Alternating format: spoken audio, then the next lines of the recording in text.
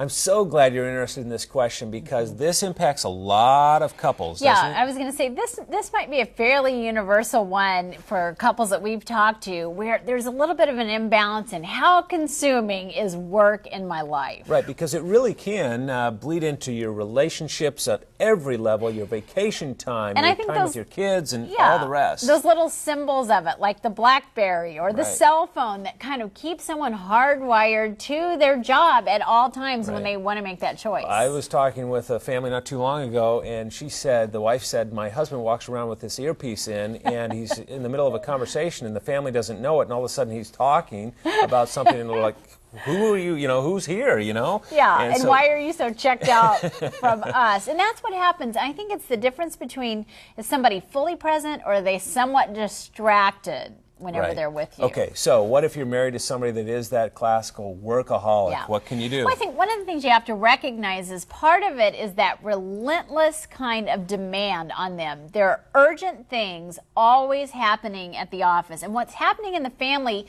just like you said, might be really important to them, but it's rarely urgent. Right, and so you have to recognize the dilemma they're facing. Here's another thing that you can do, and that is to set some very clear boundaries. I know one couple that is coping with this right now, and she said, if he would just be in the driveway by 6 o'clock, pulling into that garage, my whole life could be a whole lot better because I could plan that evening and so forth. And he said, I can do that. I can make a commitment to that. And because there were nights when he was staying at the office really late, And so sometimes, what is it that really matters to you about what's one change? And don't you think this is important because sometimes we feel like, oh, I need everything to change. Yeah, he needs a new job, but just one little change can make a world of difference. It might be just one simple thing like during dinner, don't answer the phone. All I'm asking for is that time to have your attention, and I know you're not distracted, and then I'm fine, And so you have to really think, what is it that really matters to me, and ask for that. Or no cell phone or no BlackBerry when we go out to a restaurant or whatever it is. Or date night. And he's going to have withdrawal symptoms and everything else, but it is something that you can do. Exactly. But what is it that really matters to you?